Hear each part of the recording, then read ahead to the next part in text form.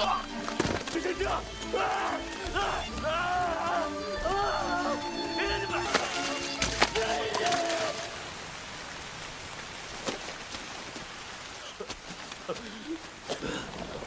လူရဲ့နာမည်ကတော့စုံဦးဖြစ်ပါတယ်။အရင်ကကြုံခဲ့ရတဲ့အိမ်မက်ဆိုးလို့ဖြစ်ပျက်ကြီးကိုအသက်ရှင်ကျန်ရစ်ပြီးနောက်စုံဦးဟာဒီသွေးကြွေးကိုဘလို့နီးနဲ့မဆိုပြန်ဆက်ဖို့ဆုံးဖြတ်လိုက်ပါတယ်။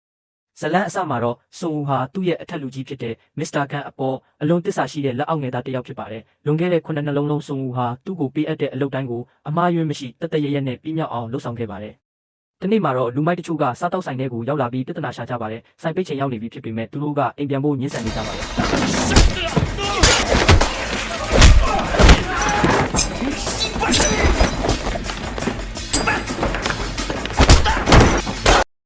အလုပ်ပြီးသွားတဲ့အခါစုံဦးဟာမစ္စတာကန်စီပြန်သွားပြီးဖြစ်စဉ်အားလုံးကိုသတင်းပို့ခဲ့ပါတယ်။မစ္စတာကန်ကလည်းစုံဦးရဲ့လှုပ်ဆောင်ချက်ကိုအလွန်ကျေနပ်ပြီးချီးကျူးစကားတွေအများကြီးပြောခဲ့ပါတယ်။ဒါပေမဲ့တစ်ချိန်တည်းမှာပဲသတိပေးစကားတစ်ခုကိုလည်းပြောလိုက်ပါတယ်။မင်းကအလုပ်တရားကိုဘလောက်ပဲကောင်းကောင်းလုပ်နိုင်ပါစေ။အမှားတေးသေးလေးတစ်ခုလုပ်မိရင်အရာအားလုံးကိုငါပြန်ယူသွားမယ်မင်းအသက်တောင်မချမ်းထားဘူး။အဲ့ဒီနောက်မစ္စတာကန်ကစုံဦးကိုအရေးကြီးတဲ့တာဝန်အသစ်တစ်ခုပေးလိုက်ပါတယ်။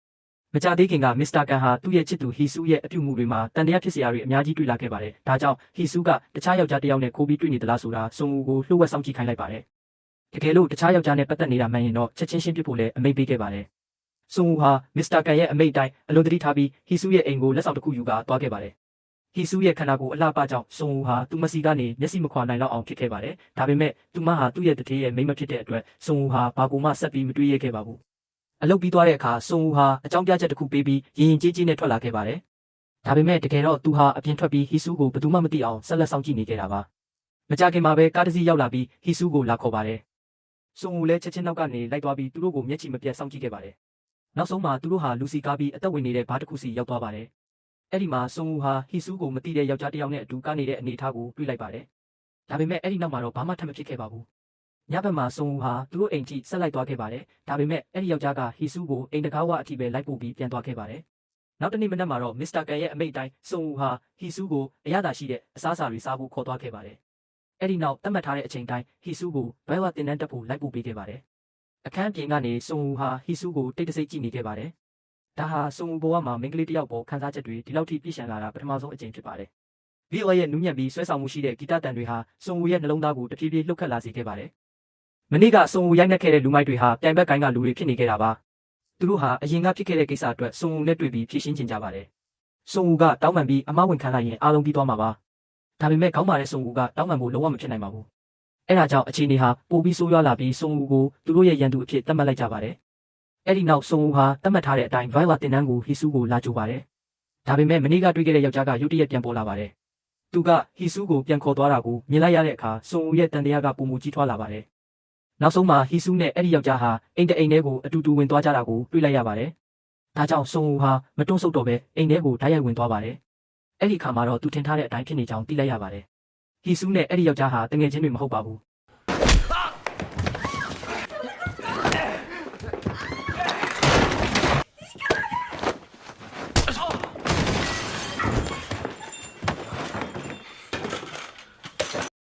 သူတို့နှစ်ယောက်ဟာတကယ်ချစ်သူတွေဖြစ်နေကြတာပါ။စုံဦးဟာချက်ချင်းဖုန်းထုတ်ပြီးမစ္စတာကန်ကိုသတင်းပို့ဖို့ကြိုးစားပါတယ်။ဒါပေမဲ့ဟီဆူရဲ့မျက်လုံးတွေကိုမြင်လိုက်တဲ့အချိန်မှာတော့သူ့စိတ်နှလုံးကမာကျုံးမနေနိုင်တော့ပါဘူး။စုံဦးသိပါတယ်။အကယ်၍ဒီအကြောင်းကိုမစ္စတာကန်ကိုပြောလိုက်ရင်ဟီဆူဟာတေချာပေါက်ရဲရဲဆက်ဆက်တက်ခံရမှာပါ။ခဏတာစိတ်ရှုပ်ထွေးသွားပြီးနောက်စုံဦးဟာသူတို့နှစ်ယောက်ကိုအသက်ချမ်းသာပေးဖို့ဆုံးဖြတ်လိုက်ပါတယ်။ပြန်လာတဲ့လမ်းမှာစုံဦးဟာစိတ်ရှုပ်ထွေးစွာနဲ့အတွေးတွေများနေခဲ့ပါတယ်။ဒီလိုလုပ်လိုက်တာဟာသူ့အသက်ကိုအန္တရာယ်ထဲပို့လိုက်တာဆိုတာသူကောင်းကောင်းသိပါတယ်။ဒါပေမဲ့ဘာကြောင့်မှမသိပဲသူ့ဆုံးဖြတ်ချက်အတွက်နောက်မရခဲ့ပါဘူး။အဲ့ဒီနောက်မော်တော်ဆိုင်ကယ်စီးလာတဲ့လူငယ်တစ်ယောက်ကအကြောင်းမဲ့စုံဦးကိုလာစားနောက်ပါတယ်။စုံဦးကပြဿနာမဖြစ်အောင်လစ်လူရှုဖို့ကြိုးစားပေမဲ့သူတို့ကပိုပြီးအတိရဲလာကြပါတယ်။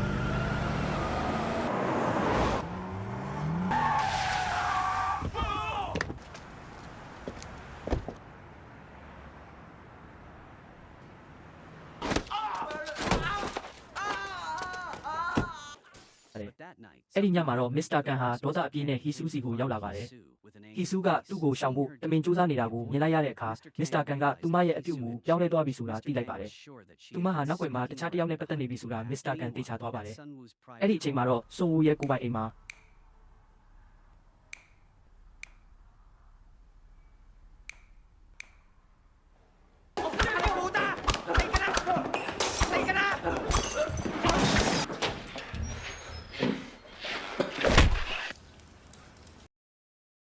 စုံနိုးလာတဲ့အခါသူ့ကိုကြိုးတွေနဲ့ချီနှောင်ပြီးလေထဲမှာတွဲလောင်းဆွဲထားတာကိုတွေ့လိုက်ရပါတယ်လူမိုက်တွေကသူ့ကိုအသက်ရှင်ဖို့နောက်ဆုံးခွင့်ရတစ်ခုပေးပါတယ်အရင်ကဖြစ်ခဲ့တဲ့ကိစ္စအတွက်တောင်းပန်ပြီးအသက်ရှင်ခွင့်တောင်းလိုက်ရင်ချက်ချင်းလွတ်ပေးမယ်လို့ပြောပါတယ်ဒါပေမဲ့တောင်းပန်ပါတယ်ဆိုတဲ့စကားနှလုံးဟာစုံရဲ့အပိတန်ထဲမှာမရှိပါဘူးဒါကြောင့်သူတို့ဟာစုံနဲ့အချိန်မဖြုံးတော့ပဲရက်ဆက်စွာကင်တွယ်ဖို့လိုအပ်တဲ့ပစ္စည်းတွေကိုပြင်ဆင်လိုက်ကြပါတယ်အဲ့ဒီအချိန်မှာပဲစုံရဲ့ဖုန်းမိလာပါတယ်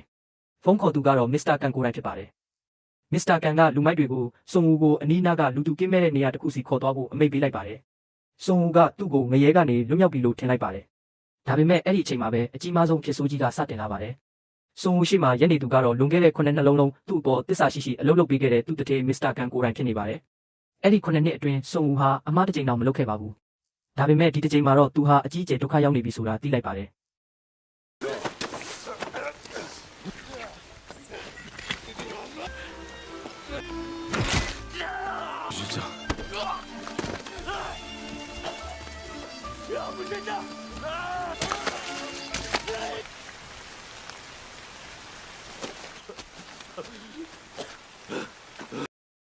ဟီဆူနဲ့သူမရဲ့ချစ်သူကိုတရင်မပို့ပဲအသက်ချမ်းသာပေးလိုက်တဲ့အမှားတစ်ခုတဲ့အတွက်သူဟာအခုလိုအပြစ်ပေးခံနေရတာပါ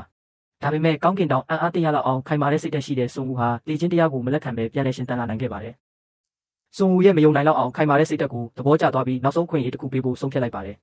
သူကစုံဦးကိုပြန်ခေါ်သွားပြီးဒဏ်ရာတွေကိုတန်ရှင်းပေးကတတိပြန်လဲလာအောင်ပြုလုပ်ပေးပါတယ်ပြီးတော့ဖုန်းတစ်လုံးပေးလိုက်ပါတယ်စုံဦးလောက်ရမယ့်အရာကမစ္စတာကန်ကိုဖုန်းခေါ်ပြီးဖြစ်ပျက်ခဲ့တဲ့မြအမှန်တိုင်းဝန်ခံပြောပြရုံပါပဲအဲ့ဒီလိုလုပ်လိုက်ရင်တရားစွဲဆိုခြင်းမရှိဘဲချက်ချင်းလွတ်ပေးမယ်လို့ကတိပေးခဲ့ပါတယ်ဒါပေမဲ့စုံဦးကသိပါတယ်အကယ်၍သူဟာဟီဆူပေါ်ခန်းစားချက်ရှိခဲ့တယ်ဆိုတာဝန်ခံလိုက်ရင်သူတင်မကပဲဟီဆူပါအသက်ဆုံးရှုံးရမှာပါ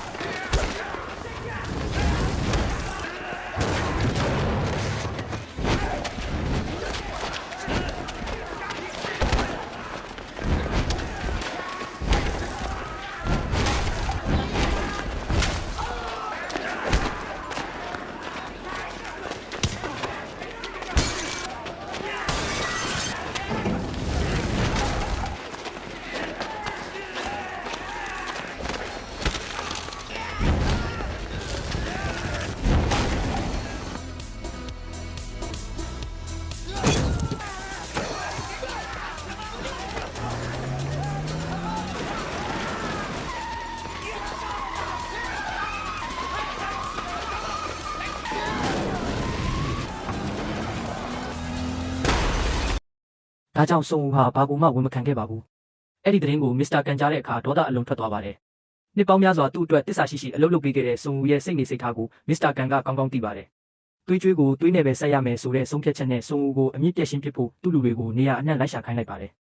အဲ့ဒီအချိန်မှာစုံဦးဟာသူ့ရဲ့အဆက်အသွယ်တွေကိုအသုံးပြုပြီးတရားမဝင်လက်နက်ရောင်းဝယ်သူတွေစီရောက်သွားပါတယ်စုံဦးကမစ္စတာကန်ရဲ့တထေးကအရေးသွေးမြင့်တနက်တွေဝယ်ချင်နေတယ်လို့ပြောလိုက်ပါတယ်ဒါပေမဲ့အဲ့ဒီအဖွဲ့ရဲ့ခေါင်းဆောင်ကအံ့အားသင့်စရာစိန်ခေါ်မှုတစ်ခုပေးလိုက်ပါတယ်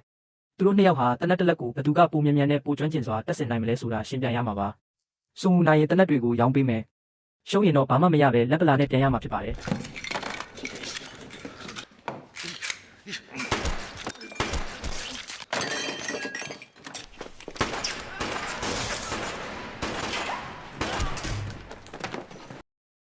စုံကပြိုင်ပွဲကိုအနိုင်ရသွားပြီးလက်နက်တွေကိုရယူကထွက်လာခဲ့ပါတယ်။အဲ့ဒီနောက်စုံဟာပြိုင်ဘက်ကိုင်းရဲ့လက်အောက်ငယ်သားတစ်ယောက်စီသွားပါတယ်။သူ့ကိုခေါင်းဆောင်ကိုဖုန်းခေါ်ခိုင်းပြီးတွေ့ဆုံမဲ့နေရာကိုပြောလိုက်ပါတယ်။စုံဦးလည်းအဲ့ဒီနေရာကိုတေချာပြင်ဆင်ပြီးရောက်လာခဲ့ပါတယ်။စုံဦးကိုမြင်လိုက်ရတဲ့အခါအဲ့ဒီလူဟာအလွန်အံ့အားသင့်သွားပါတယ်။စုံဦးဟာဒီလိုမရဲလို့အဖြစ်ဆိုးကြီးကနေအသက်ရှင်ပြီးပြန်ထွက်လာနိုင်မယ်လို့သူမထင်ထားခဲ့ပါဘူး။ဒါပေမဲ့သူကလည်းအလွန်ကောက်ချစ်ပြီးလိမ္မာပါနဲ့တဲ့သူဖြစ်ပါတယ်။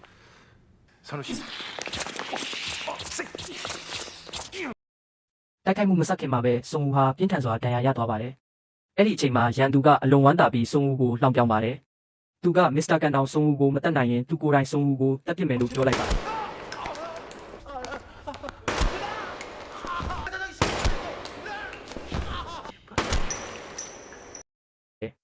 အဲ့ဒီနောက်စုံဦးဟာမစ္စတာကန်ကိုဖုန်းခေါ်ပြီးမုန်းတီးမှုအပြည့်နဲ့ပြောလိုက်ပါတယ်။တေမင်းလာမယ့်နေ့အတွက်ပြင်ဆင်ထားတော့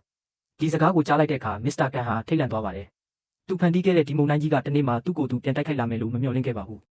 စုံဦးကိုဘလို့နည်းနဲ့မဆိုတားဆီးဖို့မစ္စတာကန်ဟာသူ့လက်အောက်ကလူအားလုံးကိုစူးစီးပြီးသူ့ကိုကာကွယ်ဖို့ပြင်ဆင်လိုက်ပါတယ်။ဒါပေမဲ့စုံဦးကအချိန်အများကြီးမယူခဲ့ပါဘူး။နောက်ဆုံးမှာမစ္စတာကန်ရှိနေတဲ့နေရာကိုရှာတွေ့သွားပါတယ်။စုံဦးဟာရေချိုးခန်းထဲဝင်ပြီးသူယူလာတဲ့လက်နက်တွေကိုတေချာပြင်ဆင်လိုက်ပါတယ်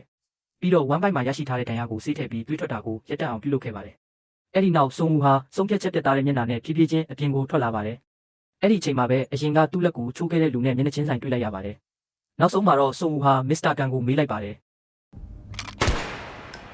이쪽으로 오시면 안 됩니다. ။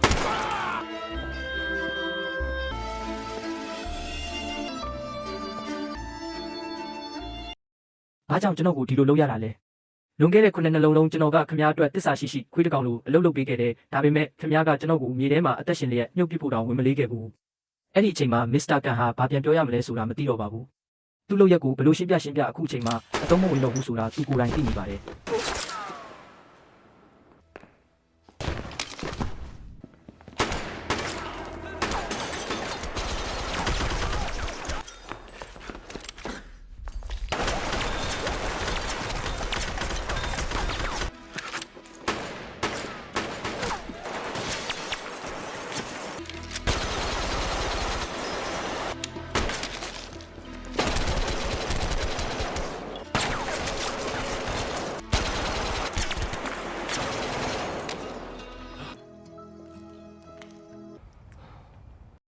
သုံးချိန်ရောက်တဲ့အခါမှာတော့စုံဦးဟာဟီဆူးကိုနောက်ဆုံးအကြိမ်ဖုန်းခေါ်ဖို့ကြိုးစားခဲ့ပါတယ်။ဒါပေမဲ့သူ့မှာဖုန်းကင်နိုင်လောက်အောင်အင်အားမရှိတော့ပါဘူး။အဲ့ဒီအချိန်မှာစုံဦးရဲ့စိတ်ထဲကိုဟီဆူးရဲ့ပုံရိပ်ပြန်ပေါ်လာပါတယ်။ဗိုင်ဝါကိုတိခတ်နေတဲ့ဟီဆူးရဲ့ပျော်ရွှင်တဲ့မျက်နှာကိုစုံဦးပြန်မြင်အောင်လာပါတယ်။အဲ့ဒီပုံရိပ်ကိုကြည့်ရင်စုံဦးဟာကျေနပ်စွာပြုံးလိုက်ပါတယ်။ဒီလိုနဲ့စုံဦးရဲ့ဇလန်းဟာဝမ်းနည်းဖွယ်ကောင်းတဲ့အဆုံးသတ်နဲ့ပြီးဆုံးသွားပါတယ်။ဒါပေမဲ့ဒီဇလန်းဟာကြည့်ရှုသူတွေရဲ့ရင်ထဲမှာတော့များပြားလာတဲ့ခံစားချက်တွေကိုခြံထားခဲ့ပါတယ်။ဒီမှာတော့ဒီဇကားရဲ့ဇလန်းအပြည့်အစုံကိုတင်ပြပေးခဲ့ပါတယ်။